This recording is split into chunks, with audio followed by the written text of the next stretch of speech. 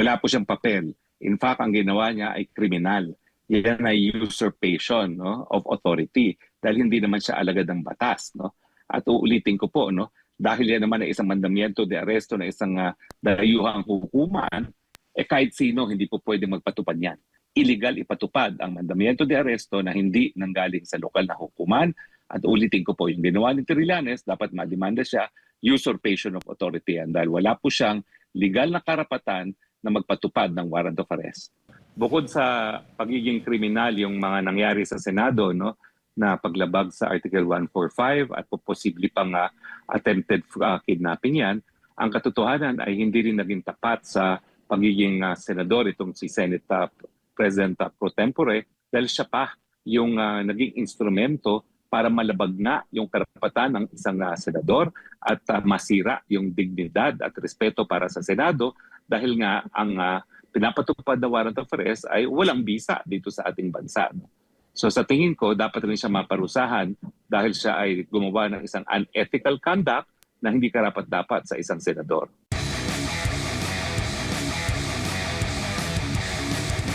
Attorney, kumusta po at ano pong masasabi po ninyo sa nangyari kahapon dito po sa Senado? Lumutang po si Senator Bato de la Rosa matapos ng ilang araw na pagliban. Nagkaroon lamang ng tensyon itong tangkangang pag-aresto sa kanya sana ng ilang ahente ng NBI at ilang individual dahil nga dito sa umano'y warrant of arrest ng ICC. Well, maraming pangyayari kahapon pero yan po ay tagni-tagne. Hiwa-hiwalay lang pangyayari pero yan po ay interrelated lahat, no? Siyempre yung pangyayari kahapon sa Senado dapat mangyari yon dahil nga inaasahan natin na tutuloy nga sa Senado ang impeachment ni Inday Sara Duterte at hindi naman po pwede na yan ay matuloy sa ilalim ng liderato na alam natin na hindi magiging patas sa Yes, well, alam nyo, inaasahan natin na ngayong independyente ang ating mga senador na mamumuno dyan sa impeachment complaint na yan, meron naman tayong kumpiyansa na magiging patas ang laban ni Inday Sara dyan. Naniniwala tayo na hindi papayag ang Senado na magamit ang impeachment para lamang sirain ang mga kalaban sa politika gaya ni VP Sara. At maniniwala rin ako na dahil nga patas ang mga liderato natin ngayon sa Senado, hindi rin sila papayag na ang ebidensya na hindi kasama sa original na impeachment complaint ay magiging subject ng paglilitis sa Senado. No? So tingin ko, bagamat ang ninanais talaga nila ay matanggal si Inday Sara Duterte, itong bagong liderato ay garansyado na hindi talaga matatanggal sa posisyon si VP Sara. At malinaw po yun, Attorney. Sabi mo nga, ay may kinalaman nga dito, ito sa impeachment trial ni Vice President Sara Duterte. At yung paglutang ni Senator Bato din, ay para makapagbigay po siya ng kanyang boto para matanggal nga o mapalitan yung ang Senate President sa katauhan po ni Tito Sena ngayon. New majority na dagdagan yung siyam na minority dati ng dalawang Villar, ng Pia Cayetano at ni Loren Legarda, talagang makikita natin ang isang independenteng Senado at patas na paglilitis. Opo. Attorney, ang nangyari bang paglalabas nitong umano'y arrest warrant doon kay Senator Bato de la Rosa sa loob mismo, yung paghahabol na ginawa ng mga ahente ng NBI, reasonable ho ba para po sa inyo sa loob mismo ng Senado, Attorney? Hindi po, no? Yan ay illegal. Unang-una, wala pong lokal na hukuman na nag-issue ng warrant of arrest. Yan po ay isang International Criminal Court warrant of arrest at hindi po yan self-executory. Dapat humihingi ng tulong ang ICC para nga po yan ay masilbi doon kay Bato. No? Pero ang naging pahayag na mismo ni DILG Secretary John Vic Remulla ay wala pang kahit anong formal na natatanggap ang DILG para sa papatupad nitong warrant of arrest laban kay Senator Bato. At meanwhile, dahil si Senator Bato ay isang nakaupong senador, meron po tayong krimen na Article 145 ng Revised Penal Code na nagpapataw ng parusa doon sa mga tao na pipigil sa kahit sino mang miyembro ng Senado o ng Kongreso para mag-attend ng kanyang hearing at para siya ay makapag-participate sa lahat ng mga hearing na ating Kongreso. So krimen po yung nangyaring yan, violation of Article 145, bukod pa po doon sa walang visa, yung warrant of arrest na kanilang tinangkang i-serve kay Senator Bato. Kaya naman doon po sa mga ahente o individual po na may kinalaman doon sa paghahabol at pag-wrestling nga, sabi nga ng ni Senator Bato sa kanya, ay cite in contempt itong mga ahente, ito attorney. Po pwede pala yun mangyari? O pwede po dahil yung nangyari ay matinding pagbabastos sa ating legislatura. No? Huwag natin kakalimutan ang legislatura, bagamat wala silang hukbong sandatahan, no, ay meron ding sariling kapangyarihan na magdisiplina kapag sila ay binastos. Kapag pinakita kasi na naghahabulan sa loob ng Senado mismo at nagtatangka na pigilan ng isang senador na umattend ng isang plenary hearing pa man din ng Senado, ayan po talaga ay pagbabastos sa ating Senado. Dahilan kung bakit dapat lang sila ay ma-contempt. No? Dahil yan naman po ang dahilan kung merong contempt powers para pangalagaan po ang dignidad ng institusyon ng Senado. Opo, pero hindi ho ba ay nilabag na rin po yung separation powers nga ng ehekutibo at nitong legislatura, particular na nitong Senado, dahil nga po doon sa itong sitwasyon nangyari kahapon na attorney, hindi sana ito mangyayari kung pinaalam ng maayos. Although may sinabi din ng NBI na nag-info nga sila, nagbigay sila ng impormasyon sa dating Senate President Tito Soto. Pero nagkaroon ng pagbabago ng liderato. Sa tingin mo ay dapat pinatapos na lang sana yung sesyon at doon na lang sana isinagawa yung umano'y arrest warrant laban kay Senator Bato de la Rosa. Sa akin kasi wala talagang legal na basihan para ipatupad yung warrant of arrest na yan dahil yan ay galing sa isang dayuhan na hukuman. Lahat ng hukuman, ang lahat ng kababayan natin, lahat ng ating mga mamamayan, pwede lamang aresto rin sa bisa ng lokal na mandamiento de arresto na inisyu ng isang lokal na hukuman. At lininaw na nga ng Korte Suprema, no, na hindi po pwedeng ma-enforce ang foreign warrant of arrest hanggang hindi dumadaan po yan sa proseso ng extradition. At nung kailan naman ay naglabas na nga ng special rules sa ating Korte Suprema na dapat sundin kung ipapatupad ang isang foreign warrant of arrest dito sa Pilipinas na hindi naman sinunod ng mga taga-NBI. So yung raid mismo ang illegal, yung pamamaraan ay contemptuous, at siyempre yung pananakit na nangyari ay illegal din. Opo. Pero ngayon, sabi doon sa website naglabas ang ICC ng kumpirmasyon na meron na ngang formal arrest warrant laban kay Senator Bato de la Rosa. Sa tingin mo ay susundin po yun ng ating gobyerno tulad ng nangyari kay dating Pangulong Rodrigo Roa Duterte?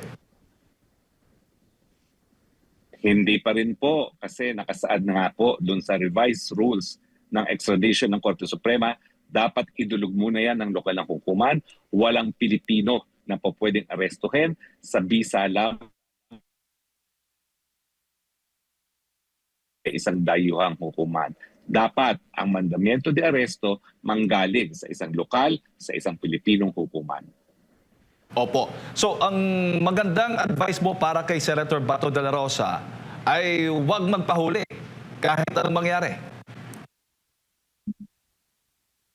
Huwag talaga, at kampante ko na yung mga petisyon naman na isa ako doon sa abogado, no, na nakabinbin pa rin sa Korte Suprema na nagsasabi na illegal nga yung nangyari kay Tatay Digong, ay mapapabilis ang resolusyon dahil ito na nga, meron ng actual case or controversy. Nung panahon kasi ni Tatay Digong, naging fait accompli na-kidnap na nila si Tatay Digong na ilabas na ng bansa. Pero ngayon, nakikita ng Korte Suprema dahil co-petitioner naman itong si Senator Bato de la Rosa na meron ng actual case or controversy na dapat maresolba ng hukuman. So sa tingin ko, ang way out dito sa lahat ay ang pagreresolba ng mga nakabinbin nating mga petisyon sa Korte Suprema. Opo. Kung sakali man, attorney, na i-enforce ng korte natin, local courts po natin, itong ang foreign arrest warrant at isisilbi nga kay Senator Bato de la Rosa. Nasa ilalim po ng Senate Protected Custody ang senador. Sa tingin po ninyo ay mapipilit, maaaresto, mahuhuli ba nila itong si Senator Bato de la Rosa na nasa Senado? Sa tingin ko hindi, no? Kasi nga unang-una yung Korte Suprema na naglabas ng rules on extradition, no? Revised rules on extradition na nagsasabi na talagang dapat dumaan sa lokal na hukuman. Pangalawa, kapag sa pilitan na kukunin si Bato de Rosa sa loob ng Senado, yan ay paglabag nga dun sa prinsipyo ng co-equal branch of government ang Senado at yan din po ay taliwas sa tradisyon na talagang dahil nga sila ay mga mambabatas at kung kinakailangan silang arestuhin, dapat naman sa labas sila ng Senado maaresto. Opo, kahapon ay si Antonio Trillanes po yung nag-present ng yung dokumento na umano'y arrest warrant laban po kay Senator Bato de la Rosa, attorney. Ano ho ba yung papel ni Antonio Trillanes dito po sa ICC? Tanong nga ni Senator Marcoleta kahapon, siya na ba ang sheriff ngayon? Wala po siyang papel. In fact, ang ginawa niya ay kriminal. Yan ay usurpation, no, of authority dahil hindi naman siya alagad ng batas, no. At uulitin ko po, no, dahil yan naman ay isang mandamiento de aresto na isang dayuhang hukuman, kahit sino hindi po pwede magpatupad yan. Illegal ipatupad ang mandamiento de aresto na hindi nanggaling sa lokal na hukuman. At ulitin ko po, yung ginawa ni Trillanes, dapat mademanda siya usurpation of authority yan dahil wala po siyang legal na karapatan na magpatupad ng warrant of arrest. Opo. Attorney, si Partner Admar po, may mga karagdagang katanungan po sa inyo. Opo, Attorney, Yes, magandang partner. umaga. Meron pong spot report o incident report na ginawa ang nag-resign na rin na Senate Sergeant at Arms para mabigyang linaw po yung ganap daw kahapon dito. Basahin ko lang, Attorney, ang sinabi rito. For Senate President Alan Peter Cayetano, Sir, as directed herewith, is the sequence of events as to the reported assault on Senator Ronald De La Rosa. Earlier this morning, alas 7 ng umaga, NBI NCR Chief Attorney Dongalio paid a call to the undersigned to coordinate an arrest order. As per agreement, the supposedly arrest should be effected when the warrant of arrest is presented as per guidance of the former Senate President Vicente C. Soto III. On or about 2 p.m., the warrant of arrest was shown to the former Senate President in the presence of the undersigned, but copies were not allowed to be distributed. Signed, Major Rene C. Samonte. Nabanggit nyo kanina yung recent decision or noong decision po ng Korte Suprema patungkol dun sa rules of procedure sa extradition po, Attorney. Now ngayon, ang Senado po pala, meron ding inaprubahan na Senate Resolution number 44 sa panahon din ni Senate President Tito Soto po. No? Basahin ko lang yung titulo ng resolution.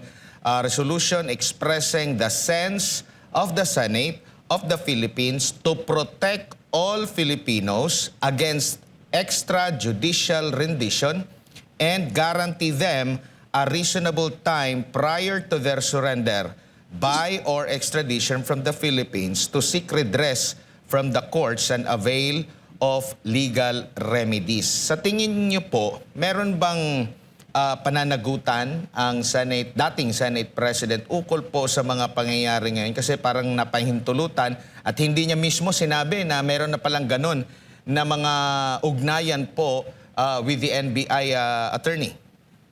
Well, sa tingin ko talaga, kriminal yung ginawa ni dating Senate President Tito Soto. No? Una-una, sinabi ko na, yan na isang krimen. No?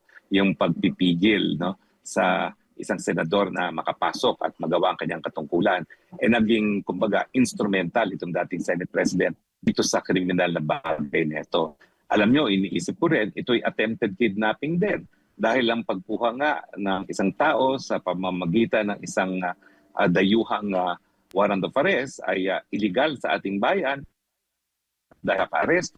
Yes, gaya na aking sinasabi, Admar, no? Bukod sa pagiging kriminal yung mga nangyari sa Senado, no, na paglabag sa Article 145 at posible pang attempted kidnapping yan, ang katotohanan ay hindi rin naging tapat sa pagiging senador itong si Senate President pro tempore dahil siya pa yung naging instrumento para malabag nga yung karapatan ng isang senador at masira yung dignidad at respeto para sa Senado dahil nga ang pinapatupad na warrant of arrest ay walang bisa dito sa ating bansa. So sa tingin ko, dapat rin siya maparusahan dahil siya ay gumawa ng isang unethical conduct na hindi karapat-dapat sa isang senador. Opo. Kung matagal na itong arrest warrant na ito, kasi November pa ito, attorney, isinilbi lang kahapon, Mayo 11, kayo rin po ba ay nagtaka yung sa timing ng implementation na parang inantay sa mga ganap, na mga importanteng ganap, like kagaya po sa impeachment ni Vice President Sara Duterte, kasi nga parang sure na yata itong mga kritiko ng mga Duterte na may impeach siya sa Kamara na ngayon ang bola ay malilipat dito sa Senado at dito nila inilabas at inilahad yung arrest warrant kasi matagal na bakit hindi nila inimplement nitong mga nakalipas na araw at ginawa pang sekreto nila, attorney? Yung talagang intention nila ay para mabawasan yung numero na tututol sa impeachment ni Inday Sara Duterte.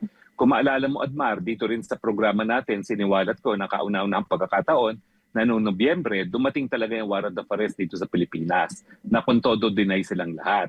So ang timing talaga, hindi nila ilalabas yan hanggang hindi tutuloy ng impeachment complaint ang mabawasan ng isang boto at least. No?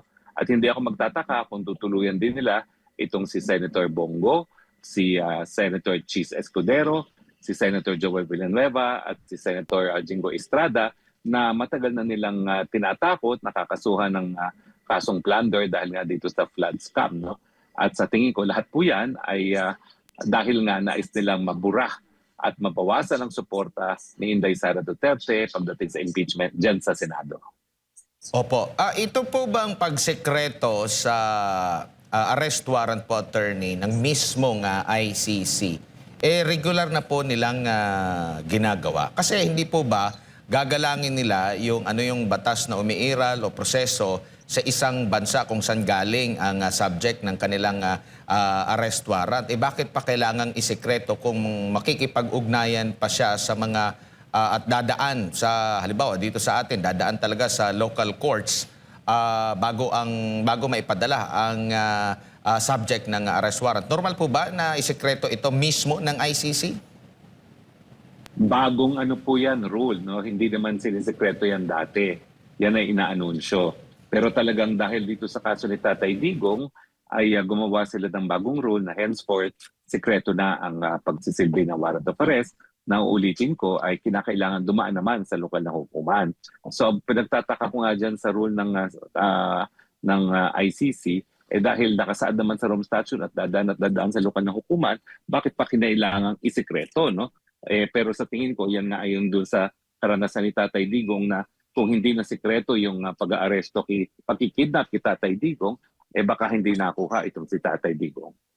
Dito po sa pangyayari ngayon, makikita ba natin na tila bias na ang ICC po ukol nga po dito sa kasong kinakaharap ni dating Pangulong Rodrigo Duterte, nitong si Senador Ronald Bato de la Rosa, considering parang nakipagsabuatan para ma-implement lang po ito at bakit hindi na lang hayaan na dumaan sa tamang proseso po, attorney, na nakikita ninyo, attorney? Hindi lang yan ang dahilan, no? O hindi, kinakailangan nga nila si Tatay Digong dahil wala naman silang ibang kaso na linilitis ngayon kung hindi si Tatay Digong lamang. No? So nakakalungkot at sa palagay ko, talagang kung mas marami pang bansa ang BBTO bilang miyembro ng ICC, ang masisisi lang ay ang hukuman mismo. No? Dahil ito yung tinatawag na abuse of process na dahilan na nawawalan tiwala ang mamamayan ng mundo sa pagiging patas at sa kakayahan ng ICC na magbigay ng katarungan. Opo. Dito naman po sa bagong liderato ng Senado po sa kasalukuyan na attorney, ano po ang nakikita ninyo na maaring maganap na maliban po doon sa impeachment na magkakaroon na sa tingin ninyo ng patas na paglilitis? Ano pang nakikita ninyo na maaring maganap sa ilalim po ng bagong liderato ngayon ng Senado?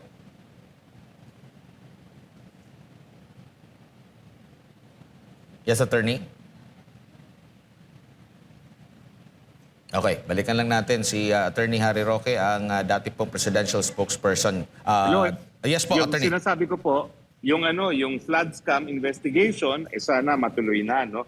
Dahil nag-aabang tayo ng mga katotohanan sa Senado, no? At ngayong si Senator Marcoleta na ngayon, ang chairman ng Committee on Blue Ribbon, siguro wala nang pagtatakba ng mangyayari, no? At lalabas na ang katotohanan. Hindi rin ako magtataka na ngayong ang liderato ng Blue Ribbon Committee ay si Marcoleta na, Senator Marcoleta, baka yung mga personalidad gaya ni Zaldico ay pumayag ng tumistigo, no? Even by Zoom, no? Dahil hindi naman pinagbabawal sa mga hearing ng Senado ang pagbibigay testimonya sa pamamagitan ng Zoom. Opo, kasi ginawa din nila yun during sa investigation nila kay Pastor Apollo Siquibuloy, yung sinasabing mga testigo di umano, pinadaan sa Zoom. Pero ito, hindi napayagan sa Zoom. Yun yung mga naging usap-usapan na papayag na itong si Congressman Zaldico. Pero parang hindi ata pinayagan nila kasi nga baka maraming mahagip sa mga revelasyon ni dating Congressman Zaldico, attorney. Well, tignan lang natin, no? Pero ito'y napakamabuting balita dahil baka ito nga ay ang pinakakaantay na natin para mapatuloy itong paghahanap natin sa katotohanan. Opo, meron pong almost 30, mga 26 ata, attorney, na bumoto hindi pabor sa impeachment. At nabasa ko yung ilan sa mga kanilang mga rason. Yung iba doon talagang nagkaroon pa ng consultation sa kanilang mga constituents. Meron din nagpaliwanag dahil sila ay nagre-representa sa mga constituents nila at kanilang nire-respeto yung 32 million votes ni Vice President Sara Duterte. Ito yung mga congressman na bihira or hindi natin naririnig na nagdedepensa dito kay Vice President Sara Duterte. Anong masasabi mo dito sa kanilang mga naging rason kung bakit sila bumoto ng no sa impeachment ng pangalawang Pangulo, attorney? Well, saludo po talaga ako dito sa 25 na bumoto laban dito sa impeachment. Dahil nagpapakita po sila na naintindihan talaga nila ang trabaho nila bilang mga mababatas. No? Dahil alam nila na sa panahon na tayo nasa kalagitnaan ng krisis, ang kinakailangan gawin ng ating mga policy makers, ang ating mga mambabatas, ay yung mga pamamaraan para maibsan at mabawasan ang pagdurusa ng ating mga mamamayan at hindi para mamulitika. No? So, ako po ay nagbibigay pugay dun sa 25 na nag-no at alam ko naman po na ang sambayan ng Pilipino ay magbibigay din ng pabuya sa kanilang katapatan sa bayan dahil sa kanilang no vote. Opo. Ayan, attorney, siguro yung huling mensahe niyo na lamang para sa lahat ng ating mga kababayan na nanonood po at nakikinig sa mga oras na ito. Well, ang akin mensahe lang po, laban lang po tayo. Nakita natin na yung pinanindigan ng Senado, ang kanilang independensa, ay meron pa talagang natitira na lakas at puwersa para magkaroon tayo ng pagbabago rito. So, bagaman talagang matindi mga kalaban natin, naharap natin, lalong-lalo na ang isang bangag ng presidente, pag tayo nagsama-sama, magwawagi pa rin tayo.